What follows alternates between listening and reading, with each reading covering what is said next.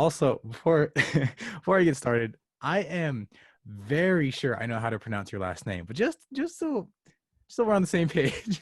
Okay. What's the correct pronunciation of your last name? Higher. I knew it. Yes. I know a lot of people think that it's hair because it's just Hey. Yeah. You But see, yeah. that's what I thought it was until you said something in class. Like, actually, it's higher, and I was like, Yeah. well, okay.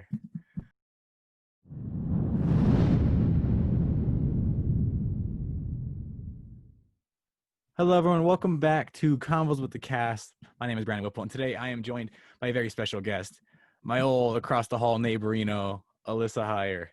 Alyssa, how are you doing? I'm pretty good. Yeah, it's been a day of classes, but I've been looking forward to this, so I'm excited to be here. Awesome. Well, we're just gonna talk shit the entire time. Great. Um, so class is going okay for you? Yeah, they're going pretty good. I'm still, unlike a lot of other theater students, I'm still continuing with taking theater classes online. Okay. So that, I'm not gonna lie, has been a little bit difficult. I'm only taking two GEs. So, I mean, it's a little stressful, but and a little frustrating because of, having to Mhm. do theater over Zoom. But it's been going as well as acting over Zoom can go.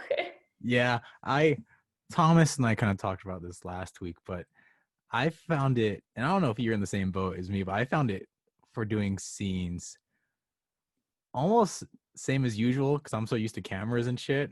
And Yeah. so we were in scene study together, which is an acting class, and he had us do monologues and whatnot, and then I did mine. And at first I was really kind of like nervous about it and everything, Mhm. but then I kind of went, dude, it's just a fucking camera. This is what you do all the time. So, oh yeah, thanks, Brandon. And then it was good. That's I good. don't know how it's been for you. Yeah, I think the weirdest aspect for me has just been being able to see myself act. I Mm, think that's the weirdest thing. And so usually whenever I act, I have to turn, like hide self view on because I find that, I mean, it's like whenever you're on FaceTime, sometimes you just like check in the bottom corner just to see, that you don't look weird or like that you don't have like a mm, fly on your head or something. Um, so I find that if I turn that off, it seems more like a camera to me and it becomes a little mm. easier. But I think that's one of the weirdest aspects of acting, at least over Zoom. Definitely. I turned my brightness down all the way. But going back to the Mhm. always looking at yourself, that's when I recorded with Thomas last week. That's something I didn't do, Oh, that's good. surprisingly enough. But I wish I did because when I was editing that video, it looked like I don't know if it was lighting or something. It looks like I had like a gray streak of hair, like Oh, right in the middle of my head. I think I know what you're talking about. And I think you posted something about that, like when you were I, editing. mhm. That's I was like, fuck, I look like Doctor Strange, but not as cool. But it was just so weird. So now this time I have my camera up, so I don't think I look weird. It's cool, you know. that's great. Yeah. We both got the fans in the background for those watching the video cast. So I guess um I wanted to talk about something which I personally think is hilarious, and I don't. We won't say names just for privacy's sake, Yeah. but I wanted to talk about how we met. The Oh, very first yeah. time we met. I think it's so funny. Yeah. I was dragged into a situation which I'm happy I was dragged into, but it was very odd circumstances on which we met through that person whom It we will was. not. We will not, No. despite her being a legend. Oh, yeah. But so during our first year of university, Alyssa and I were across the hall from each other in the Parkside, the fuck, not apartments. That's the weird one. Arts and humanity. Yeah. And I think I see. I can't because so Alyssa's former roommate was very Something. out. Yeah, she's something. Yeah, she's very out there, and I have um Grant claimed that he saw her chilling out in like the lobby area, just waiting for people to come by, so she could like introduce herself and everything. Which She I was you know, very extroverted. Yeah. Yeah. And so I can't fully remember if, because she dragged you into our room. Because, hey guys, this is my roommate. And we were all just like, oh, what's up? And then we started a group chat, which was very fucking weird. But I can't remember if that was my first time meeting her. Yeah. I think that was the first time. I don't know. Yeah. I mean, I know that was the first time that I met all of you guys, but I can't remember because she would like go up to people's doors and just knock and kind of like invite herself in. And because I was her roommate and she was the only person I knew, I was kind of like just silently following behind her, like, hi. But yeah, I don't know. I know I do remember the first time I met her, and it was so weird. I was walking back from something, I don't remember what, One of the and first week activities. oh, one of those fucking awful things. um, so I was coming back, and then I wasn't even paying attention. I had like my AirPods in the shit. I was zoning out, just walking back to the dorm, and then I just hear, "Excuse me." So I kind of pull one out, and then she's there. She's like, "Hey, do you know where Parkside Arts and Humanities is?" I was like, "Yeah, it's over here." And then I remember like, "Oh wait, she lives here. How does she not?" And I was very confused for the longest time. But that was how I first met your roommate and Huh. our former roommate, I guess. Former roommate, yeah. Ooh. She was there for a good 3 months. We made it 3 months strong before we decided that we just clashed too much. Because then I had her in a class, and Yeah, I yeah. I remember you telling me about that. Oh my God. and she told me like her side of the story. She's like, yeah, they're just so, she's like controlling or some shit. I don't know. And I then was controlling. I was control. Okay. No, we're not gonna. I and then wanted her to flush the toilet. That was my criteria. going there. We went there, and that is all I will say about living with her. That was my one criteria, and it was not Then checked. obviously I heard your side of the story. I was like, okay, that mm. Wow. I mean, I think she is a good person, and I think we just have very different living styles. Um, yeah, and different sleep schedules. I think that was one of the main things too. But I wish her the best. I do not want to live with her again, but I wish her all the best in the future, and I hope she found a roommate that she works well with.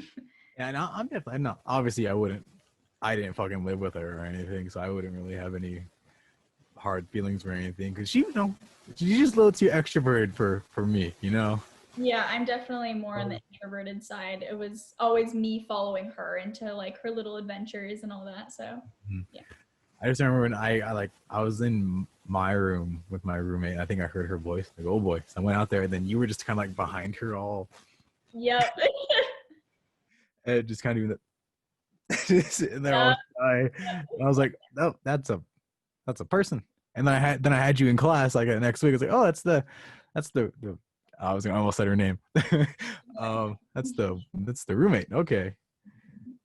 And who would have thought? Now we're here on a Now Zoom. we're here. I'm glad, honestly. Like, I'm very thankful. She did introduce me to a lot of people, so I am thankful to her for that. So, yes, I'm happy that we met through her. Yes. You know what trips me out is I don't know about you, but I didn't move shit out of Parkside. Oh, really? Yeah, I just kind of left it. Did you get to go back and move out your shit or? Yeah, so what we did was my friend group kind of turned it into a little like mini weekend trip. So we all went and we unpacked our stuff. I still left a lot of stuff there. I left my skateboard. I miss my skateboard so much. And I left, like some dorm things. Like I wasn't gonna take my, mattress pad back. Um, but I took like my clothes and shoes and things like that I would use here. I'm kind of regretting leaving some of that stuff there though, because I was sure that we were going to go back in August, and then we get that email like less than a week before we're supposed to move in that campus housing is like closed down completely, and like they're only going to let in like I don't even know how many people, but not that many. And I was very like when we were leaving for spring break, because it all kind of hit during spring break. Like, okay, you guys are gonna stay home for an extra week. You're gonna do online school, and then you can come back. Like, Yeah. okay, cool. Fully getting ready to go, and then they went, okay, we're gonna extend to like early August. I know, early April. Early April, yeah. Okay, and then so I fully anticipate coming back in April, Same. and so oh fuck. So my dumbass, there were quite a few clothes I brought up that I just never wore. Mm. I was like, I'm gonna get these out of my closet. So whenever I go back for spring break, I'm literally just gonna. I have clothes at home. I'm literally just gonna take all the clothes I don't wear home, like leave them at home, and then go back.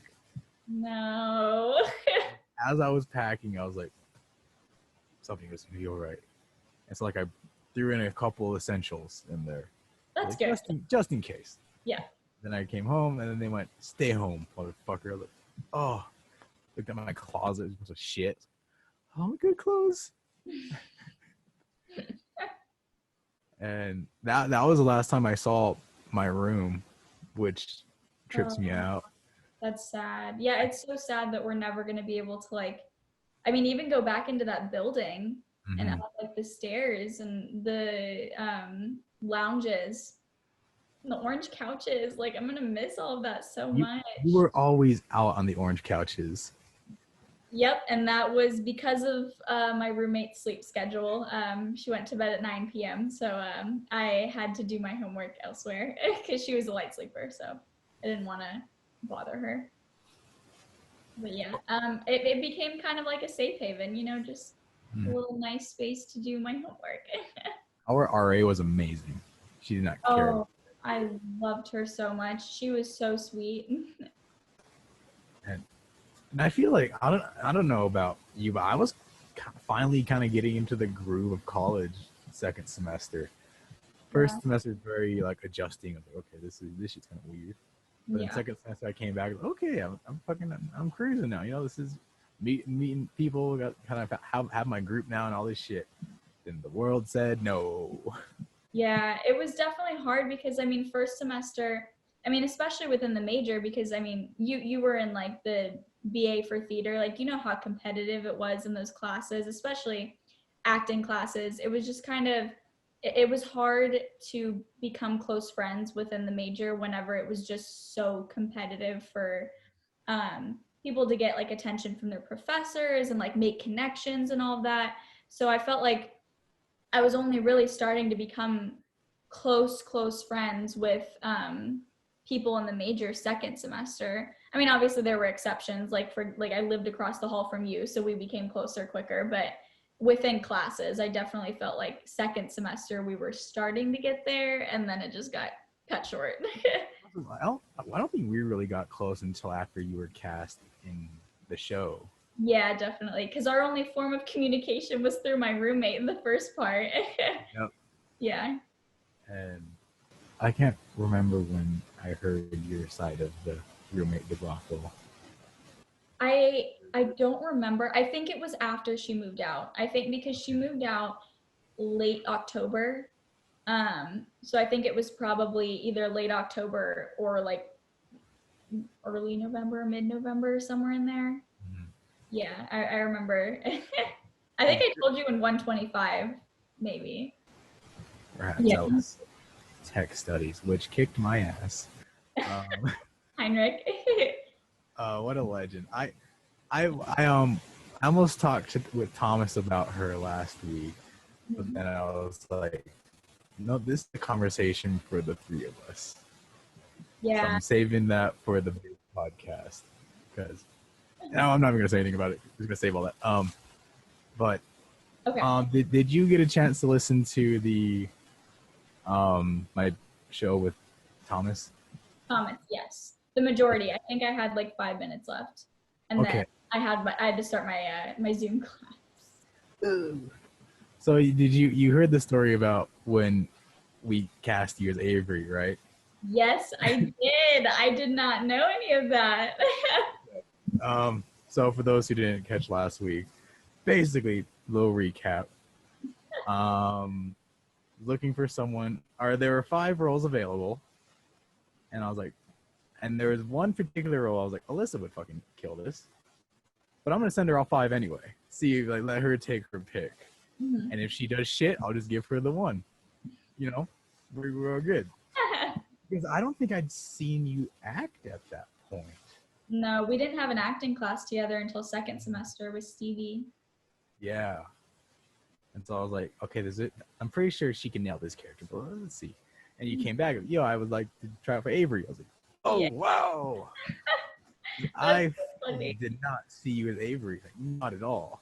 And I was like, fuck it, I can't say no. And so we did it, and you fucking killed it. I was like, wow, that was fucking sick. And I wanted to talk with you about, because I don't know if I fully told you this story, the individual who was going to play Avery before you. Yeah, I guess you told me that I met her apparently in my new acting class this semester. You told me who she was, but yeah, you didn't really tell me the story about how that all happened. Well, it is a shit show, I'll tell you that. Okay, perfect. So, I talked with her about it over like lunch or something. Okay. And she said, yeah, send some shit over. I was like, cool. And so then I did. Never heard anything back. I was like, okay. So then I talked with her about it some more. She said, yeah. Because I think I'd sent her like half the script of season 1. Okay. At least what it was at the time. I think it's changed since. And so then talked with her again, seeing if she would still be interested. She said, yeah, do you have anything else to send me? Like, what? So I sent her an updated version. And then this was like a week or so before we were going to shoot the teaser trailer we released back in. Oh yeah, you told me that she was supposed to be in the teaser trailer. Ooh. So I messed, because it was Ryan's part as Zach, and Zach in that trailer was supposed to be Avery. Oh yeah. You told me about that. Oh my gosh. Literally, and this is the funny part: the lines didn't change. Those are Avery's lines, but they just fit Zach so well. That did, and the way the way that Ryan played it was just like, it was great. And so I was trying to nail down the cast at that point. So I messaged her. I was like, hey, look, I know it's like I'm bothering you about this quite a bit, but like, would you be interested in doing this or whatever? And she's like, yeah, no, sorry, I'm about to say no again. I was like, again? When did you say no the first time? Yeah, it sounds like she was like just wanting more information. And so I was like, fuck, I need to scour and find Avery now. Because I wanted her cast before. I mean, I knew we weren't going to be able to film with Avery for the teaser, but I wanted to be able to put whoever ended up playing her in like the credits at the end or whatever, like the cast list. Yeah. So that's when you came along, and your name's in that teaser. Yes, it is. It's actually really funny because I was actually terrified to tell you that I wanted to audition for Avery. And I was talking on the phone with my mom about it, and my mom was like, go for it. She was like, you just say Avery. And she was like, if he wants to give you a smaller role, he'll give you one of like the minor, I guess, like whichever character you thought that I would work with. She was like, but just go for Avery. So my mom was actually the one that convinced me to audition for Avery. So I'm glad that she did that, because it all worked out. Yeah. And I'll tell you whenever we're done casting this pod as to who I had in mind for you. But I honestly think it all worked out because the person who did end up getting that part fucking killed it. Because we actually shot a scene with her for a project, and it was a very emotional scene, and she fucking brought it. And I was like, fully when we shot the scene, everyone was fucking silent. Really? Oh. We were just like, I haven't take 5. Holy hell. So I guess, what were your initial thoughts when I approached you about the show? Well, I honestly, I was a little bit nervous, just because I'm gonna be honest. My first semester, like I auditioned for like a bunch of improv troops. I auditioned for like a play and I got a callback for it, but I didn't get cast and I didn't get even like callbacks for any of the improv because improv is just so hard. And I accredit anyone who does improv well because that shit is very difficult. But I was really excited whenever you messaged me because I was like, oh my God, like it's something that I can do like outside of class and like actually act. I was really excited. And then I am one of, as you know, I'm one of the most indecisive people ever. So whenever you sent me the list of characters, I was like, oh no, like this is the catch. Like, and I was thinking in my head, I was like, he already has in mind who he wants me to play. I was like, so I have to pick the right one. And I was like, so which one does he want me to play? But I felt drawn to Avery's character for some reason. I felt like personality wise, we were a little like we were similar. Um, so it would not take a lot of, like emotional, trying to come up with different personality, like characteristic traits, whatever. I don't know. I was just drawn to that character and my mom like pushed me to take that leap of faith and yeah, it turned out really I'm definitely glad you did, because I honest to God don't know who would have been Avery if it wasn't you. I don't Because know. there's no one that comes to mind. Like fully, when I sent you those characters, I was at the time I was also like, fuck, who's gonna play Avery? Yeah. Like in the scouting, and then you came back and I was like, oh boy. Um, and that was a time, shit was so different a year ago. Oh my God, yeah. And I feel like we have been kind of on this roller coaster as like the high school class of 2019, because we went from high school, college, and now we're in Zoom University. And Yeah. the past 3 years have been fucking everywhere. Oh yeah, definitely. Like just I mean everyone's senior year is always crazy and then transitioning into college and then transitioning again into whatever the hell this is. Yeah, I definitely feel like we've gone through hell and back in the past couple of years. Definitely. Oh fuck, I skipped a question. Can you tell audiences a bit about yourself? Oh, okay. Okay, my name's Alyssa Heyer. I grew up and I guess now I'm currently living in Kansas City, Missouri. Um, I in high school I played soccer, and when I was a little kid, I've played soccer pretty much my whole life. I didn't start theater until I was in middle school, and it was actually because my best friend forced me to audition with her. So I'm really happy that she did. I love cooking and baking. When I was younger, I actually wanted to be a chef. So in seventh grade, that dream changed whenever my friend forced me to audition. And yeah, now I'm majoring in theater with an emphasis at acting at USC, and I'm minoring in comedy. Oh shit, you are? Yeah, I am. And it's actually a funny story about, well, not story, but it's funny because I feel like I have more power with my acting and drama scenes, but I want to be able to act in a wide variety of productions, whether it be, drama, comedy, film, television, or film, yeah, film and television. So I decided to minor in comedy to strengthen my comedic uh, aspects because I feel like that was the weaker point of my acting. Okay. So you're just calling yourself just not funny? Is that it? I mean, I I think that I feel like this is everyone. When I would try to be funny, it just wasn't funny. Like, Um, I think that in conversation, I think I'm more witty than funny. I think that would be the term that I would use for myself. But I would like to learn how to do the comedy a little bit better. um, so what about acting really drew you to it? I think the reactions that I would get from the audience was really like, that was just like a drug to me. Like I would start acting and I would get a laugh and I was like, oh, like I just made like 50 people laugh. I was like, what? Or oh, I remember my first play that I did, I was this horrible, like 10-year-old girl. It was called Every Babysitter's Worst Nightmare or whatever. And I was the smallest nightmare of the 3 kids that this babysitter had to watch.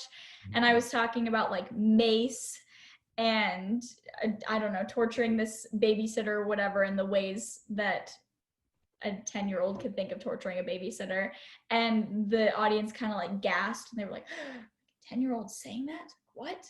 And that was just a drug, just feeding off of that, those reactions that the audience would give. It was just, it was super fun. And I also loved the community of the theater that we created, and even in middle school it was just such a bonding experience, even over the couple months that we were working on the performance. So I really loved that familial aspect as well. Yeah, I'm in a similar boat where I fucking love seeing reactions, not even just from me acting, but just from shit I put out there. Yeah. The most recent example I could think of is we had a screening for Decays like in July, Yeah. and the my scene where Bigby's talking about his dead family and everything. It's just really emotionally charged, and then you see him have to kill his kid. And I was kind of sitting in the back and was watching it. I've seen this fucking plenty of times. And just to have people turn around and look at me and they're fucking so teary eyed and just bawling. I was like, this is why I do it. Yeah. And it's not even for just me, my character. I like getting that for everyone. Mm-hmm. And there was in high school, I did a show and we had this vigilante character called the Falcon Knight. And for like a year or so, no one knew who it was. Always had the mask on and everything. And then for the after credit scene for one of our episodes, we revealed who it was, and the gym fucking lost it. Really? Oh my God, that's Yeah, amazing. it's so fucking cool. And so I guess I don't write to um shock or anything. I kind of write my shit to like amaze and whatnot. And I make sure everything is earned. And my best ideas come when I'm running for whatever reason. That makes sense. Yeah. And I shit you not, 2 days ago I was running, listening to like just some score from a movie because that's what really helped me think. And I started thinking about a scene for the final season of Hayden Harvey. Ooh, And intense. literally, I know if just thinking about it can make me stop in my tracks and kind of choke up, it's going in. Oh yeah, What it did. 100%. I had to stop my run. I was like on mile like 2 or something. I was like, whoa, that's write that down. You're like, let me get my phone out, Yeah. notes app. And so yeah, when it can hit me like that, I know it's perfect.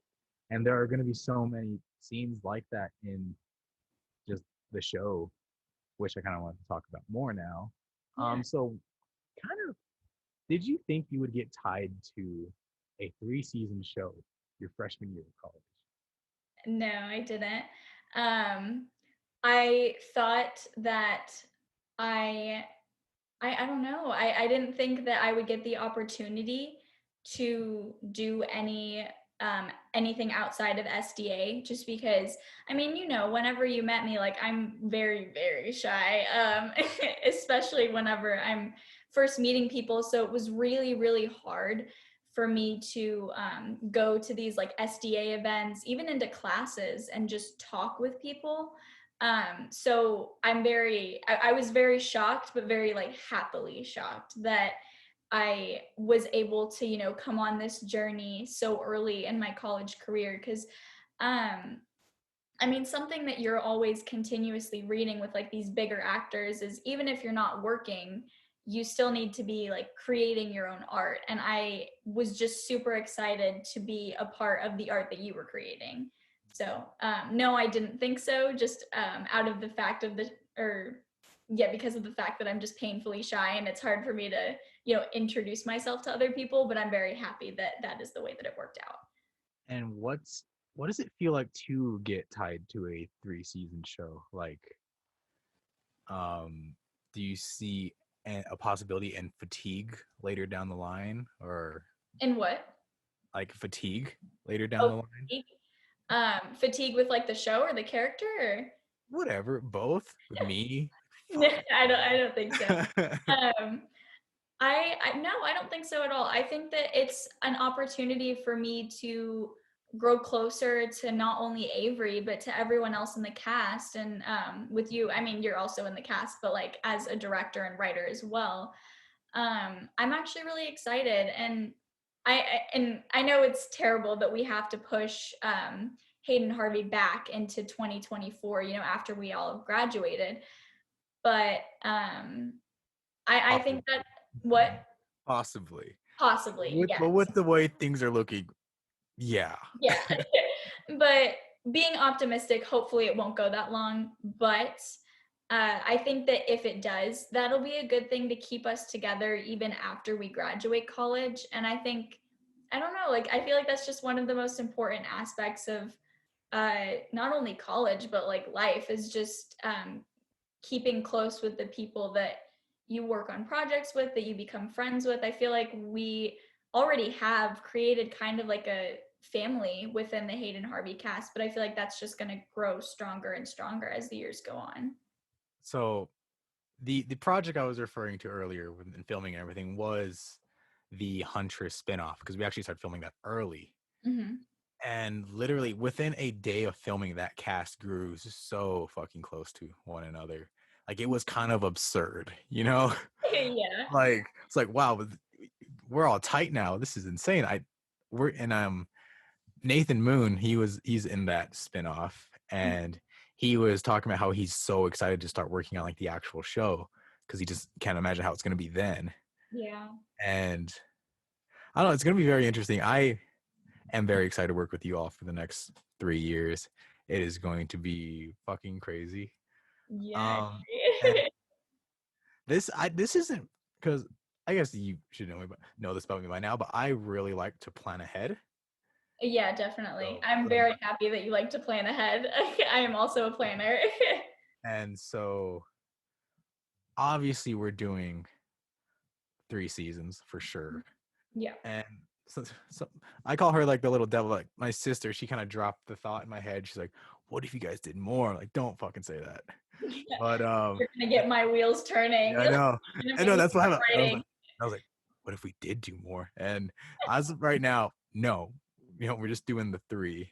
Yeah. But I definitely think there is a lot of stories that can still be told with these characters, the ones who survive. Yeah. And I think if there is enough demand for it, and if like we all want to do it and everything, I honest to God think we can just keep going, Yeah.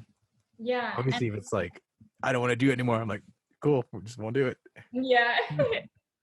Yeah, I So, think the thing you were talking about with Thomas in the last podcast was like how you didn't understand, actors getting tired of shows because that's just, and I think it's also like, I agree with you. Like, it's like you create such a family over time, and the drive to create just gets more and more until eventually, like, the story will come to a close.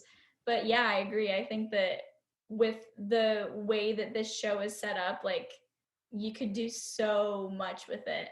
And you are. I came to the first meeting and I saw like all of the different like spin-offs and all like everything just after Hayden Harvey and in between Hayden Harvey and before Hayden Harvey. And I mean, there's so much you can do with the world that you set the characters in. just all this unannounced shit. There is a lot coming.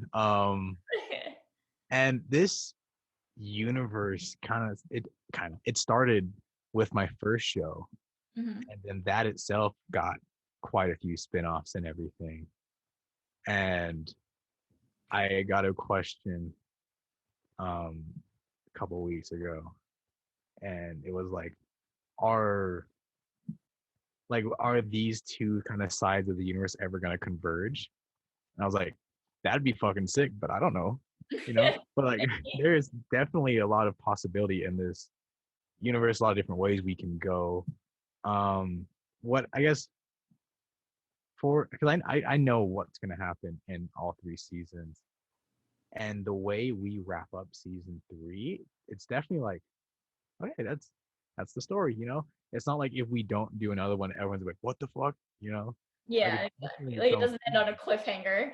Yeah, it's definitely its own thing, but there's like room to grow from it and Yeah, everything. And I do have some ideas what we could possibly do. I'd be down. But again, if there's demand for it, fuck yeah, we'll keep going. But Oh yeah. we'll see. If everyone's like, man, this show sucks, like, oh, I doubt that. I think it'll do great. yeah. That's another thing Thomas and I were talking about, and I guess I could ask you the same question. What are your expectations for this show in terms of just like public perception and then the filming and all that shit? Um, I personally, like what I hope for, or just like what I think. I guess both. I don't know. Okay. I think what I hope for the most out of this is just, I mean, yeah, I would love for it to, be seen by millions of people just because it's something that like you're passionate about, that I'm passionate about, that like our whole cast is just, I think that you picked people that are very passionate about theater and about art and creating. And I hope for everyone that that takes off and as many people see it as possible. Um, for me, I personally just hope that we'll just continue creating. And I think that's the best thing about this is that we're just creating art. And even now in this time of Zoom, I mean, with the Zoom trailer that just came out, like we're still able to do that and able to communicate and create throughout this horrible, awful pandemic. So yeah, I definitely hope that it takes off and is seen by a bunch of people. And yeah, but I if feel like not, I feel like we created something, and that's the most important part, and that's awesome. The word. I feel like it definitely has the potential to take off Oh, if we do it 100%. right. Yeah. And I definitely think like even with like the anticipation and the extended anticipation of Hayden Harvey, because it was supposed to come out pretty recently, or like October pretty, 9th would have been the first episode. yeah, October 9th. So that extended anticipation, I think will, yeah, is just building up more and more, when is it gonna start? We would have fully been filming right now. Oh yeah, we would have been. I mean, we would have been at it from like August when we first got back to USC. Yeah. Sucks because Yeah. and I guess I can talk about this. There with the COVID and everything, there was one project that is now fully canceled, and that was Hayden Harvey season 0, where Yeah. we were gonna go back to Hayden's freshman year because the show picks up and they're all sophomores, and go back to his freshman year, kind of see how he started and everything. But we can't do that now with everything else. Um, and I'm almost kind of glad because now with that being kind of canceled, there is the possibility of a new project coming up that kind of fills that gap, which isn't necessarily centered around Hayden, but other characters who I think should have some more spotlight and everything. Yeah, definitely. I love that about the show too, that like every character is so in depth that you could literally just make a spin-off about that character and it can just have so many different like storylines and all that. Yeah. Definitely. And I feel like early on and I sent this to Thomas, but the earliest I've been working on the show for a while, and the earliest design for the logo is from April 2019. Wow. And so at that point, I think it was going to be just mostly centered on Hayden.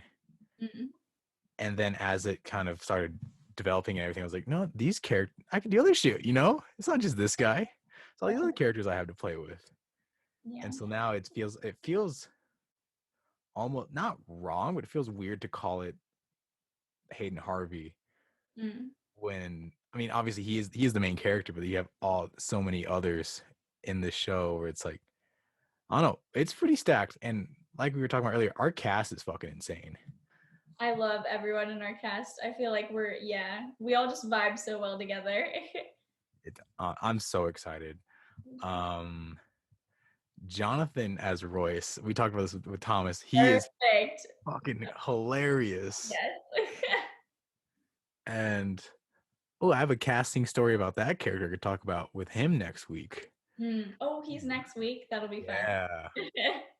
And then in December, I wanted to bring all three of you on for like a Hayden Harvey special. Because, man, I have some juicy questions for that one. Oh, goodness. Okay. I didn't want to drop any of them on just one of you guys. Oh, thank you. I appreciate it. Because I'm looking at them right now. It's like, ooh. Like, I'm curious. Should I send these to them early so they can prepare an answer, or nah. I'm honest. We'll handle it some way. Yeah, we'll be fine. And so kind of going back to Avery, how would you best describe her, like, as a character? I think that the word that I would use to describe her is loyal. She cares about her friends more than anything. And she can, be a little sarcastic, a little witty, a little, especially with Zach's character, standoffish. Like, she doesn't care about him when in reality, I mean, she cares about everyone that she's close with, especially Hayden. She thinks of Hayden not as her best friend, but as her brother. Like that's her family. And even with like Royce, she doesn't know him very well, but I think it's clear like she takes him into the group. And I don't want to say she's the mom of the group, because she definitely can be a little, I don't want to say childish, but she's she acts like a college student. She has her moments. She has her moments, yes. Who would be the mom of the group, do you think? I feel, and obviously audiences can't be like, yeah, I agree, because they don't know. But like for us, I feel like it's almost Robin. I think I was gonna say that it would most likely be Robin, because like I even go to like people just go to Robin for help and like advice about things. And then Clark avoids her because he's a stand-up guy. Yeah, definitely. I think, I agree with you. I think Robin would most likely be the mom of their entire crew. But I think that Avery has her moments, where you see like her vulnerability and her like worry about the characters in certain scenes and in certain parts of the show. And yeah, you've read seasons 1 and 2, right? You're the person I sent season 2. I believe so. Yeah. Oh yeah. I remember us talking about it at lunch, and then you sent it to me shortly after, and I was so excited to read it just because of what you had told me. Yeah. And I think talking about Avery's vulnerable side, there is one point where her and Clark have a pretty deep conversation. And it's because I don't think everyone's so close with everyone in this show, Yeah. And there's like so much trust and everything. And at one point there's the lack of trust, which drama. But I don't.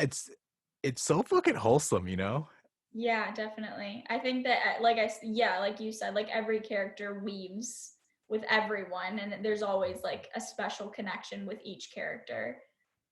I think my favorite interactions to write were Hayden and Avery, just because they have that brother sister vibe to them and everything, and they bust each other's balls and they're best friends, and it's just so funny. Yeah, and I definitely think like they hold each other accountable. Like they treat each other like brother and sister in the sense that they combat. They definitely have their witty arguments, but when they both need each other, like they're there, which I think is great. Definitely. And I get these questions. They were going through these questions like crazy. I think, damn, am I gonna say a thing? This to God, I think because I think the reason I was so, I guess I'd say picky with Avery's casting is because she was one of my favorite characters in the show, just all around, and my favorite characters to write and everything. I feel like there are a lot of secrets and conspiracies going on in the show, and she is one of the few who's not fully involved. Yeah. It's so interesting just to see that perspective and to kind of see her kind of almost picking up on the clues and everything. Where, and like she's witty, she's fucking sarcastic and all this shit, and it's just fun to write. And I kind of, I don't know, I was like, damn, Avery, pretty dope. You know, I'd hang out. Aw, yeah, she's a good person. Tommy, actually, I lied. Tommy was the most fun to write. Oh my god. Oh, yeah, I can't even imagine. Like I would just be like cackling whenever I would read like Tommy just say some like random ass shit. Like it would just be completely out of the blue, but it would also fit for some reason. Yeah. I He's had to go into such a weird headspace to write for Tommy. Oh, I can imagine. I can't. Like, Yeah. what would Tommy say in this situation? You know, and Grant is going to kill it as Tommy. He already has. He's Grant and perfect for Tommy. Like that role and him were like meant to be together. definitely.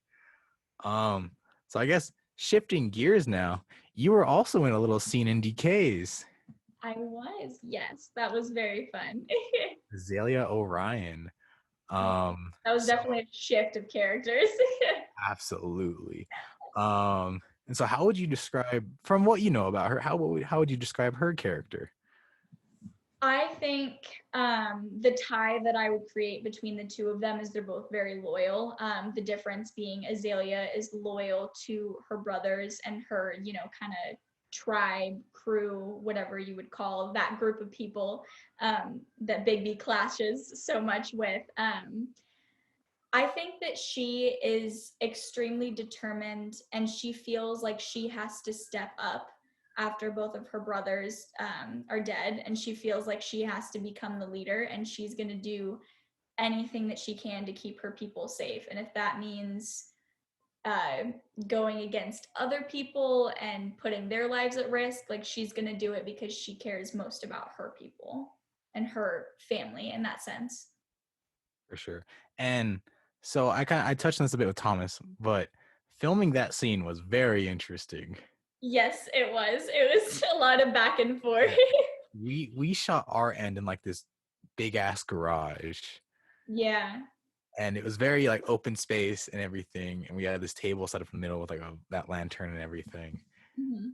And then I remember when you sent me the first batch of your footage, I was like, fuck. Oh no, yeah, that first batch was not good. It was like a mix of like, what was it, you filmed it with like your front facing camera or some shit? Yeah. Oh my god. And it was like I dropped my phone in the toilet whenever like second semester before we came back home, and so I had like an iPhone like 6 or 7 or something. Yeah, and with the front facing camera, like the quality was not good. I saw the footage, like, did she shoot this with her front facing camera? There was that. And then there's nothing wrong about this, like, literally, but like you filmed it in your bedroom. So I was like, This is these, not my bedroom. This is is it not not? my bedroom. Oh, fuck, I don't know. I don't know your fucking house. That's Wherever true. the fuck you shot it, it This wasn't a garage. yeah, And so I my was like, yeah. well, is this gonna fit? And then, uh, what what was the problem with the second batch of footage you sent over? I don't remember. I think well, I don't know if this I think there was more than one problem. But I think that the camera angles were supposed to be not straight on, but kind of to the side. and I was also supposed to like look a little bit farther to the like away from the camera. Yeah, I think that was the main problem. Okay. Correct me if I'm wrong, but yeah. I don't remember. But and then whenever you sent like the good batch, I was like, fuck yeah, here we go. But I Yes. was still Third worried time's about the charm. the settings not matching up. Yeah. And then even up to finishing the edit, I was still like, fuck, I don't know. But I Yeah. had so many people like from around here being like, yo, who the fuck was that? Like, when was she here filming? And I was That's like, oh, the other week, we shot that. No one knew you guys were in two separate rooms. really, that's amazing. Honestly, I'm shocked, but that's amazing. I mean, like Yeah. the editing was really good and like the dark, like you could tell like the lighting was very similar in both. But wow, I mean that's amazing that you were able to edit it that way and Yeah. like edit the scenes together and make it look So like people that. were fully like shocked that they weren't in the same room and everything. That's awesome. I'm so glad that that worked. No, it's fucking it's sick. And but that was that's I guess that's the world we live in now in terms of filming and everything.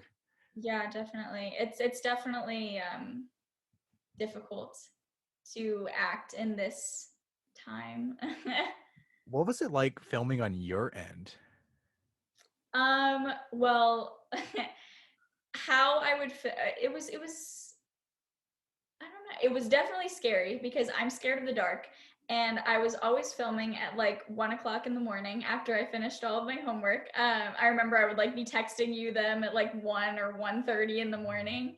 Um, but I remember like being nervous, and every time I would finish a shot, I would run and like turn on the lights really quick and like then check the footage and be like, okay, this is good, or like, shit, I need to do this again. And then I would turn the lights back on and like do it again. But I do remember like the slow progression of especially the last shot, when I stand up and I turn around and I say that line. I can't even tell. I know I sent you like 7 like things of me saying that, but I swear to God, there were like 4 times more of those there was like 28 videos of me saying it and just me getting so frustrated because I was like, no, like Azalea wouldn't say it like that. So I think that was my hardest jump because I knew that like that was going to be the moment whenever people like saw Azalea's face for the first time. And so I wanted it to be, on point. Um, but it was really fun. It was, like I said, acting over Zoom is definitely really difficult, especially in a class setting.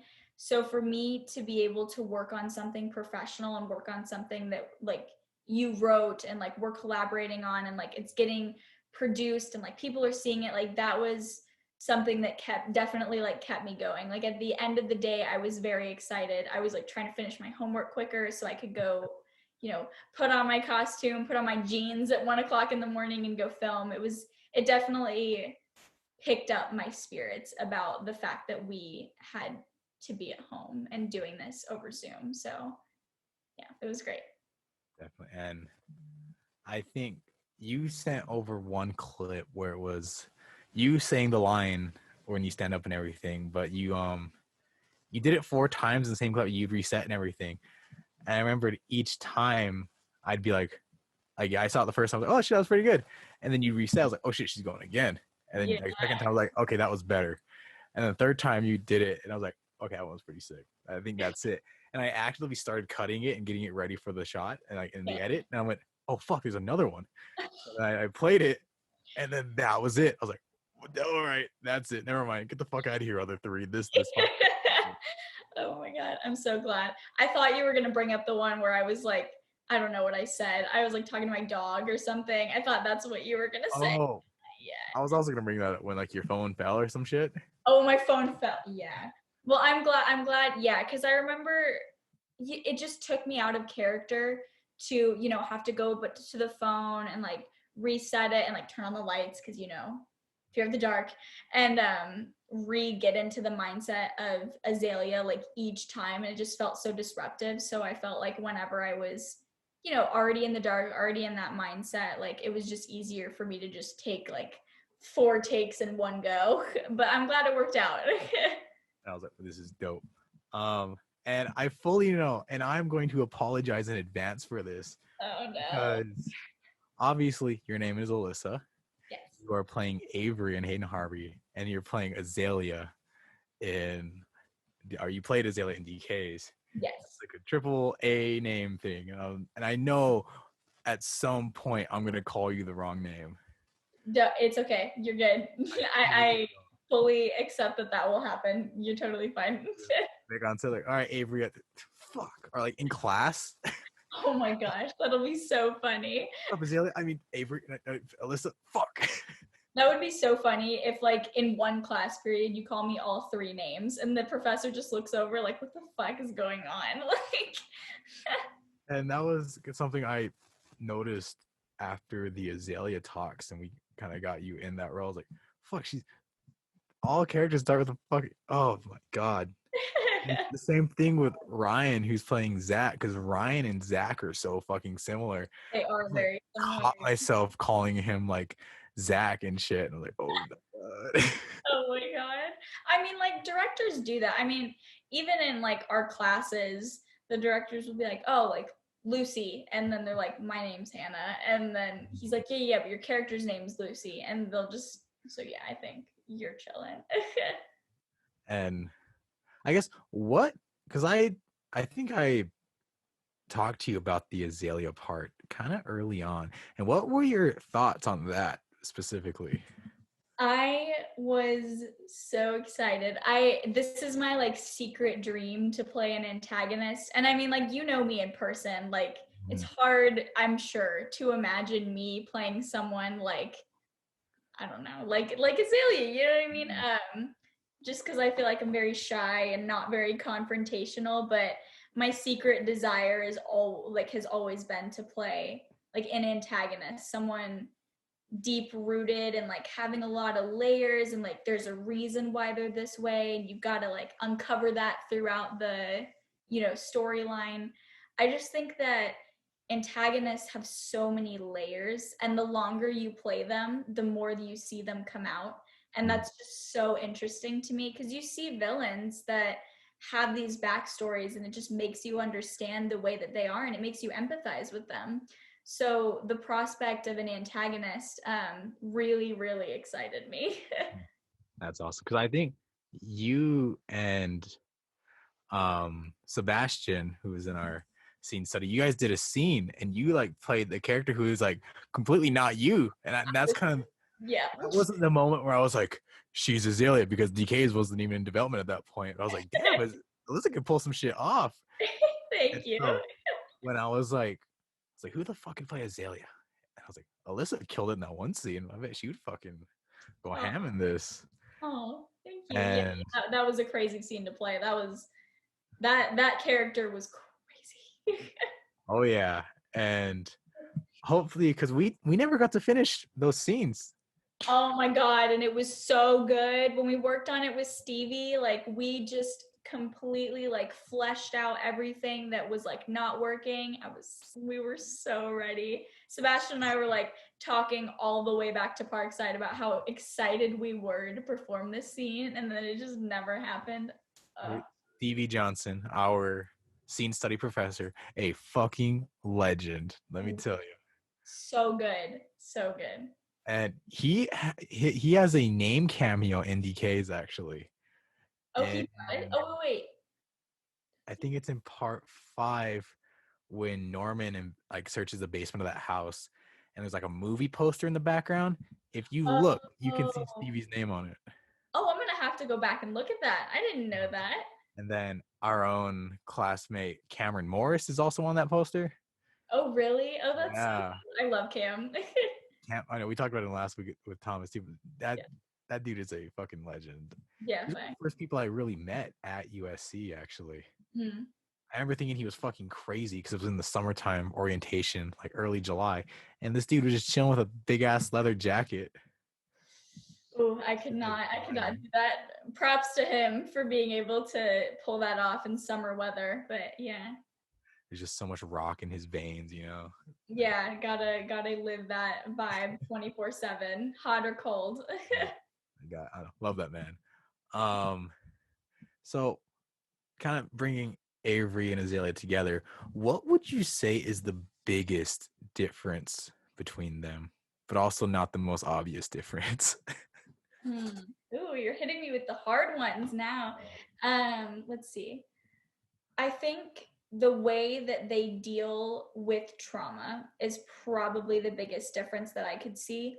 For example, with Avery, she disappears whenever she has to deal with trauma. She does not want to, I mean, whenever she does eventually deal with trauma in Hayden Harvey, she tries to escape the situation. She tries to escape the person that involves the trauma, and she doesn't want to deal with the situation head on, at least for a while, until she can take her own personal time to, deal with it, eventually forgive the person, whatever. And I think Azalea, she's the exact opposite in the sense that she wants to take matters into her own hands. She thinks, okay, like I'm gonna have to deal with this myself. And I mean, a very obvious difference between the two of them is obviously Azalea takes a more violent approach. I think that we can see the foreshadowing of in the ending of Decays. Definitely. Yeah. And I guess as of right now, there's nothing confirmed as in a DK sequel, but hopefully one day we could have Azalea and Big V going head on, going That at. would be amazing. That would be a showdown. That would be great. Because the way I wrote DKs, I didn't necessarily write it to make Big V the good guy.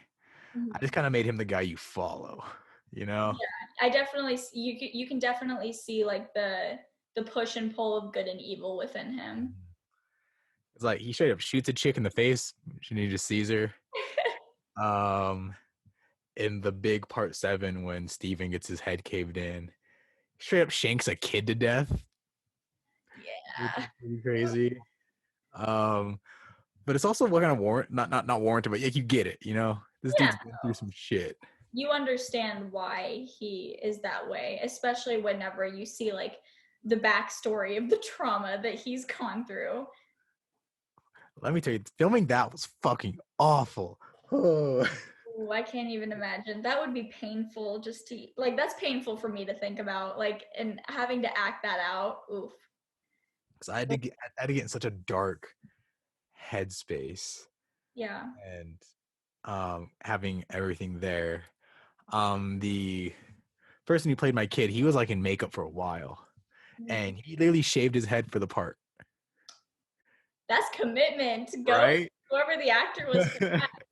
And he shaved his head, and then he still had like little like pricks or whatever. Mm-hmm. And so then they went over and did like a razor shave over his head, so his head was smooth. Ooh. And then he had like a tan line from where his hair was, so his head was just white. And so my sister had to go in with makeup and kind of even out his head and everything. Oh my But god. he was kind of sitting there in makeup for a while, Yeah. and I was kind of just in the back room listening to some music, just getting in the zone. And fuck, that was the scene. And Yeah. uh, when we shot his monologue when he talks about it a couple weeks before, because obviously I had to cut my hair and everything. Mm-hmm. And doing that monologue, it didn't fully hit me there. I actually managed to get myself to cry, but it Yeah. came out of the eye that was covered with a bandage. Oh damn. And so I was like, damn, this shit's gonna be pretty intense when we film this later. And fun fact, we almost didn't do the flashbacks. They weren't in the original script. What? Well, I'm glad you added them in. That was a really like that scene hit me. I was like, oh, ouch. Because it was just gonna be him talking about it. I think yeah, I definitely like how you put in like the visual representation of his flashback. That was good. And I think I wrote it like that because I just didn't want to do it. I was like, fuck. Understandable. I mean, I was like, just you're gonna do it. I was like, okay. And then I wrote it and it was terrible. And we were actually gonna shoot a bit more flashbacks. Like we were gonna show that family's progression up into their death. Like we were gonna show them on what I'm calling Outbreak Day when everything first started. yeah. and then kind of see what they do to prep and everything. And then in the very first flashback you see Bigby's in the mirror, and he's and you can't see them, even though they were on me. There were like bruises and shit all over him. You know, supposed to be like he just got back from a supply run, he got the shit kicked out of him and whatnot. We were gonna film all that, but then I felt as if it took away from the reveal that this guy had a family, and if by showing the flashbacks early on, you would know like, okay, they fucking die, and it's kind of best left in like a mystery. It's like, what's up with this guy? What's his story? Yeah, you want to know more. And so maybe we'll do those flashbacks one day. I don't know if we do a 2. Yeah. Who knows? Do I want to do a 2? Because 1 was pretty stressful. Fuck. I say yes, go for it. But that's my opinion. You have all this blood left over. Oh my god. Yeah, I was watching it and I was like, oh my god, like that's a lot blood. Yeah, it was good. The scene when Bigby's getting the shit kicked out of him by Richard was awful to film, because it was just so dusty in that garage where we were filming. And the opening shot is Bigby getting dragged off, kind of put in place. And after I called cut mid cough, because all that dust I was just breathing it in. I was like, holy shit. But it worked, and this wasn't intentional, even though it fucking looks sick. We were also dusty during the Richard fight scene. Every punch, dust is flying off. Yeah. Oh, the breathing that in though. Oh. And I remember for me, part 7 was so fucking haunting, and I was legitimately worried to release it. I was like, is this too much? Because this is fucking crazy, with Steven getting his head caved in and how all that fucking awfulness. And then just Bigby getting beat and having that blood spray out of his mouth and everything, and then he loses his eye. Oh my god, that was the most difficult part for me to watch, was the eye part. And I was so in the zone, I didn't even realize how I had like screamed in pain until I was editing, and it was just this gross, just gurgling, and just sounded awful. I was like, oh my god, I did that. Yes, but it was so realistic too. Like that just made it more like hard to watch, but like you have to keep watching. Yeah. That was definitely, if you look on like the playlist of like the episodes, that is the only one with red text. Because I feel like that's one that deserved it, just because of how. It's also the only one that opens with viewer discretion is advised. Oh yeah, I remember that. Yeah, that one was a gory one. I think that was the last thing we filmed in the apocalypse days, I believe. Yeah, because I think we kind of worked backwards towards the end. We filmed part 8 was 2 separate filming days, and the first day was like with all the decays and everything, and Norman's last stand and all that shit, and Bigby's monologue. And then the second day was the scenes with Richard as a decay and that fight scene. And then the day after that, not the day after that, but the next filming day was the garage scene. Yeah. And so that was the last thing we filmed before I cut my hair and went on to film the flashbacks. And man, I was so fucking excited to be done with that hair, because I think right now, I haven't gotten a haircut since, but I got it cut like right after. And then I was like, man, fuck that. That was awful, because I didn't allow myself to gel it or anything. Oh, I see. I was like, Bigby wouldn't have any gel, just gonna let it go all free. Yeah. And I fucking hated it. I understand. Hair getting in your face is like the worst annoyance ever, because you're just like. There were so many takes where like, I think it was when Norman, he's like taking his last stand. He says like, shouts out to Bigby one last time, and he turns around. We had to take that so many times because his hair kept getting in my face. Oh. Turn around, there'd be hair in my face. But fuck. So again, damn it. And yeah, because we even filmed the final eye patch shot before that. Which that I think I kind of fucked myself up, because I have this weird thing now where if I really need to focus on something, I have to close the eye that was covered for filming Oh, I see. because I had all that shit on for like 3 days, 4 days, something like that. Yeah. It's like the bandage, then the eye patch, and so like first of all, my depth perception was so off during those filming days. I can imagine. I like reach for the tripod and miss. Fuck. That's And funny. so that was interesting. And so the reason we're not doing DKs 2 is because if we do, I have to wear the eye patch the entire time. So that's why. Yeah, no, just that was too difficult. We're gonna cop out like Marvel did and just give Thor his eye back. Oh my god. Okay, weird side tangent, but that annoyed me. Like Yeah. Thor Ragnarok, Thor loses his eyes, the big monumental one was like, wow, Thor looks like a fucking pirate now. It's pretty sick. Yeah. Next fucking movie, he gets it back. Yeah. Like, what was the fucking point? I don't know. And, Yeah, that's just a break. It was weird to see like that ending and then that come back. Yeah. and it felt so unearned. It was just the rocket was like, hey, got you an eye. He put it in. My god, And yeah. that was it. I was like, fucking. I think he had like a weird like butthole joke in there. I was like, oh, that's cool. I don't remember that, but it's been a while since I've seen it. He said something along the lines of, ooh, I would have washed that before. The only way I was able to smuggle that out of whatever was shoving up my, and then he got cut off. Oh, I see. Okay, yeah, I think I remember that. Like, wow, that's a scene you did, Marvel. Way to go. You went there. I don't know. Decays was fun. It was a fucking project that was so everywhere, Oh yeah.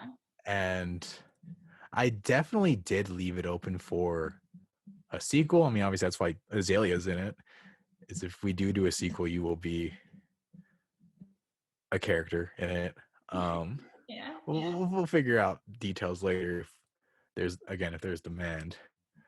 But I am definitely open to doing a second one. I think it'd be a lot of fun. Kind of see where these characters have gone since we last saw them. Oh, same. I would love to rehash Azalea's character, see where she goes from the 3 or 4 minutes that we see her in the last like post credits part. Okay. This isn't a question I have written down, but I guess we can kind of answer this together. How do you think Bigby and Azalea would/will interact? I think that they have similar personality types that they would just they're doing what it takes to survive. The only difference is that like Bigby would have been fighting for the two, but like they died. And I think Azalea has like her people to think of as well. But I think they're just both impulsive, if that makes sense. Like they're both very impulsive, and I think that would definitely clash between the two of them because their first instinct would be just to kill each other, I think. Yeah. Yeah, I think they would it would definitely be violent if they interacted, at least for the first time after she sees him. Yeah. Yeah.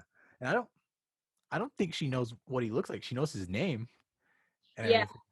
But and I think as soon as Bigby hears that Azalea's last name is Orion, it's Yeah. on, It's fun. Yep. Like, he's not even gonna hesitate because the Orion crew took out the only two people he cared about after he lost his family. Yeah. And I guess, what do you think is more dangerous, a man with nothing left to lose or a man with everything to lose? Because this is a question I've debated for a long time. That's a hard one because those are both dangerous. I think that a man with everything left to lose is more dangerous because I think that a man with nothing left to lose is more likely to just give up because they have nothing left to lose and they're done fighting because they just don't have anyone to fight for anymore and they're too tired to fight for themselves.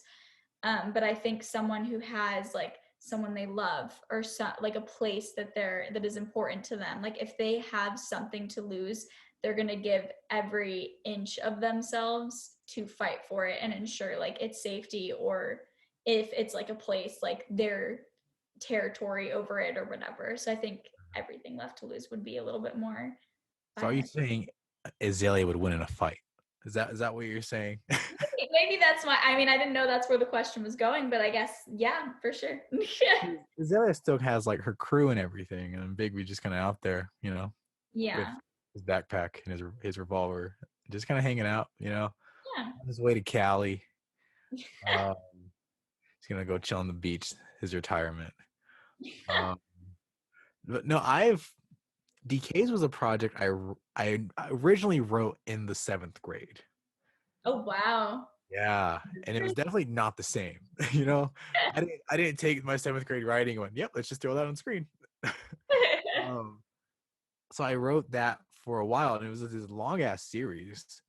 Mm-hmm. So, and then I rebooted it in high school and rewrote it and everything, made it, not middle school standards. Oh, yes, yes. And so, and I think this is a bit of a little fun fact, but when I was writing it, I always had the idea of adapting it in some form, like Mhm. prepared. And I was like, if this ever became a movie, I wouldn't want to play Bigby. Pah. I would want to play Sean because I really liked villains at that point. Mhm. Because Sean was like the main antagonist of the first DKs. Yeah. And then at the end, he dies and Bigby goes on surviving or whatever. And then I did the sequel. And then I was still in that mindset. I wanted to play Sean. I was like, how can I show up in this sequel? And so that's why he has a twin brother. Mm. So Okay. I could have played both Sean and Richard. But then obviously he can only have so many brothers and everything. It got to Yeah. the point where he wasn't showing up, that is hell. And it got to the point where I was writing for so long, where I was like, man, I really fucking like Bigby. This is like my guy. Yeah. So then it switched to me wanting to play Bigby. And so I want to say March, whenever I was fully losing my shit over Zoom University, I was like, I need to work on something. This is awful. Yeah. And so I was like, yo, let's do DKs. And I was like, who's playing Bigby? You already know. God damn it. And so I would definitely be open to playing him again. I think he's a really interesting character. There's a lot of different ways that we could take him. And I'm kind of interested to see, and with perspectives and whatnot, if people realize like fully like, man, this guy's kind of a fucking asshole. Because again, he was never written to be like a saint or anything. Yeah, he's definitely like, he blurs the line between protagonist and antagonist, like good and evil. Yeah, I agree that he definitely sits in the middle there.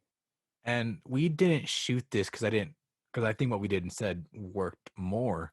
But in the script, the only reason he intervened when Norman and Steven were getting mugged by Sean is because he saw Steven and he saw that there was a kid there. Mm, That's the only reason he got involved. If it was fully just Norman and Sean, he would have kept walking. that makes sense. And so I think you really start to see like more of his descent Yeah. whenever Steven dies. Oh, 100%. Once Steven, like, it gets dark after that happens. Like, you just see the mental deterioration of both Norman and Bigby after Steven dies. And there's two shots in particular where it's the one where after Norman makes his last sacrifice, whatever, Big V's kind of standing back and looking at him. And then there's the final shot with the eye patch and everything. And if you kind of just put those side by side, it looks like a completely different character. Mm-hmm. Like just his face and everything. It's like this, like something fucking happened Yeah, between this one and this one. yeah. And who knows, man, that might be something we explore. How do you get that eye patch? I don't know. Yeah, no. um, but yeah, I think Bigby and Azalea, that'll be an interesting dynamic. Yeah, hopefully. Yeah, we'll see. That would be fun. Uh, and I think it'd be even more fun because it's like you and I, we have pretty different heights, right? We do. I wouldn't say significantly shorter than you, but I'm definitely shorter than you. So that'll be interesting. She just takes out his knees with a hammer. I don't know. Oh my god. Bring out the fake blood. Yeah. Oh, there's gonna be so much fake blood if we do a sequel. Oh yeah. Stepping up the game. He's gonna douse you with like 2 gallons. Just like pour it over my head. Just Yep. Carrie style, you know. I was literally about to say Carrie. Yep. Are you excited to finally start filming Hayden Harvey at some point? And or if we do it, Decays too. Yes, I'm extremely excited. I feel like the anticipation that I've built up with Avery, and also, I mean, filming the Zoom teaser trailer and Elijah, that like got me really, really excited about, exploring her character more, just because I'll be with her for, 3 years. Um, Mm-hmm. I really, really hope that we can be on campus next semester. I don't even care if we're doing online, but I just want to be like in LA or on campus or something. So we can start filming again. Even if they do like that weird plan they had or initially had for this one, where it's Yeah. like 1-person dorms or whatever, Yeah. but it's literally as long as everyone's on There. campus, Yeah. we can shoot. We would obviously have to have precautions and everything, Yeah. but we can do it. We're gonna be fucking cramming, but we can do it. Exactly. Like I really hope that we're going to have that opportunity to go back, partially because I'm going a little bit stir crazy in my Oh house. yeah.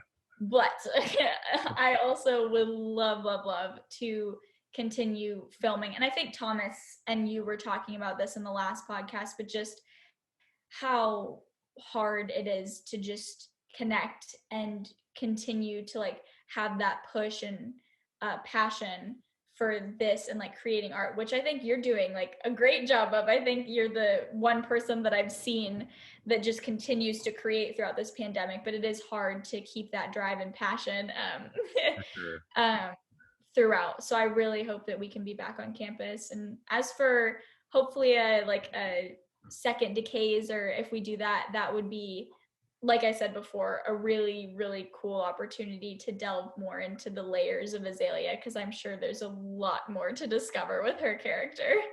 I'm interested to see like the contrast between you filming as Avery and you filming as Azalea. Me too. I think there will be like black and white, complete opposite contrasts. Because I feel Clark and Bigby are similar in the sense where it's like they're both kind of mysterious. They don't like talking about their past. Mm-hmm. But Clark he'll have some fun, He like Yeah. meshes with the team, and Bigby's just like this, and he's real fucking stern and Yeah. and also man, that voice I had to do for all that shoot, man, that was tiring. I can imagine like you would have had to like drink tea every night or something, just to, like calm your throat after doing the deep. Yeah. But like, and I worked on his voice for a while actually. Like, kind of as soon as I knew we were gonna do it, I was like, okay, how's this dude gonna sound? I'm not Yeah. doing my voice. So I played around with a lot of shit. At one point, I was just doing Batman. I was like, what the fuck are you doing? And Both so, exercises to get yeah, deeper. and I can only imagine what like my family thought, like just walking past my room, hearing me, and you're just saying a bunch of fucking lines in like different tones of voice. That's funny. Just like testing out which one sounds like Bigby. Because I'm sure you had like a sound in your head. You just had to like get your voice to do it. Yeah, and I don't know, there's a lot to that guy. Um, Mhm. and I guess I could tell you this: if we do a DKs too, it's gonna be so fucking tiring. Like my first day as Big V, I'd gotten sunburnt. My legs were sore because the first thing we shot was that big zombie chase. Oh, yeah, that was a long like running scene with everyone just like sprinting.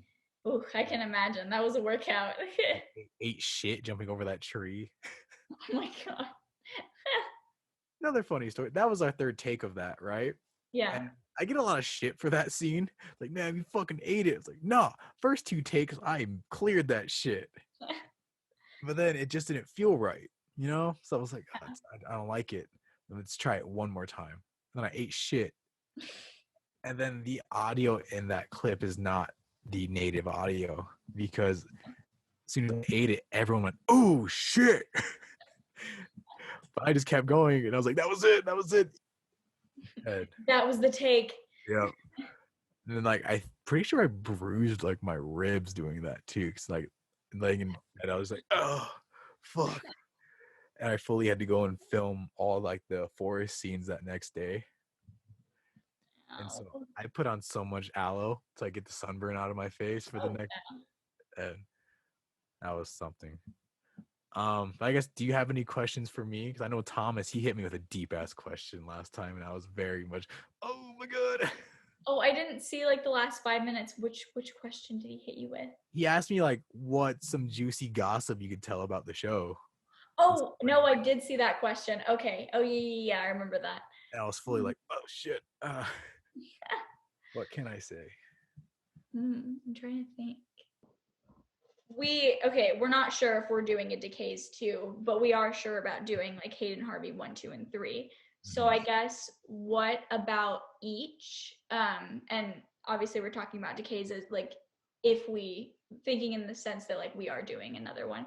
So what are you most excited to see, like possibility wise, out of the both of those? Whether it be like for your own character that you're portraying or like just as a whole. All right, we're gonna wrap up, guys. Thanks for listening. Oh shit. I had to come up with a question. I couldn't just leave the conversation without asking a deep question. Okay. Yeah. I had You to follow Thomas. definitely asked the question. You upped him pretty well. Holy shit. I guess with Hayden Harvey, the most exciting thing I can't wait for with that is the family element of it, because I think that's one of its strongest elements, is how close everyone is together. And then it's just going to be so fucking cool to see that evolve over 3 seasons and just see like, hey, damn, do they hate each other now? What's going on? And see all the ups and downs of that friend group and the losses that friend group will face and everything. And I think it's going to be so cool to see those characters just all together finally. And because I think we got a taste of it in the Zoom teaser, and that was so fucking, I don't know, I like the Zoom teaser a lot. It's just so cool. And I can't remember if I talked with Thomas about this, but it was going to be like 3 minutes long. Yeah, you did say that, and then it ended up being like 15 or 14 minutes. Yeah. We fully went for 16 minutes. Yeah, and we were improvising. That was so scary. Oh my goodness. But it was so much fun, and it just like worked. Mm-hmm.